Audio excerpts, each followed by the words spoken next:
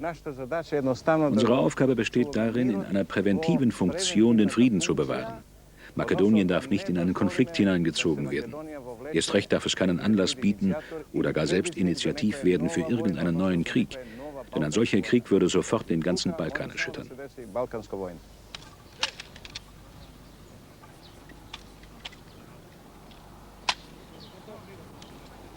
General Blozinov war Admiral der jugoslawischen Kriegsmarine.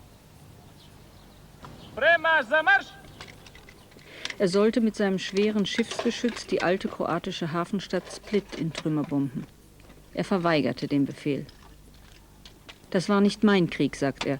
Und wie er aus dem Gefängnis, in das man ihn sperrte, wieder herauskam, bleibt bis heute sein Geheimnis.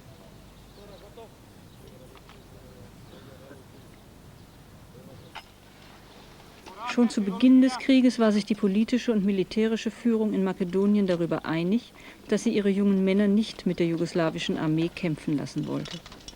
Man ließ Rekrutierungspapiere verschwinden und versteckte die Wehrpflichtigen. Es war die Zeit der großen Angst in Makedonien.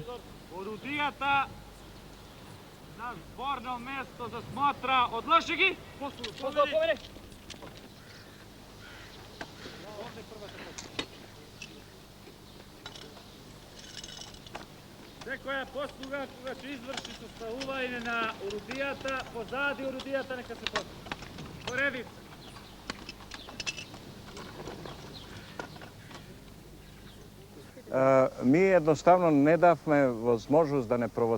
Wir alle verhinderten jegliche Provokation.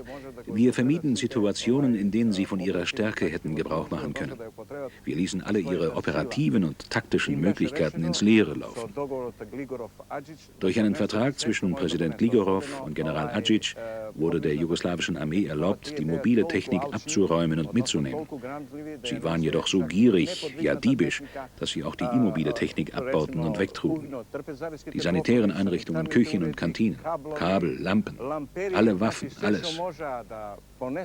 Unser Volk verhielt sich würdig, gab ihnen keinen Anlass zu Provokationen, sodass sie keine Gelegenheit hatten, von ihren Waffen Gebrauch zu machen.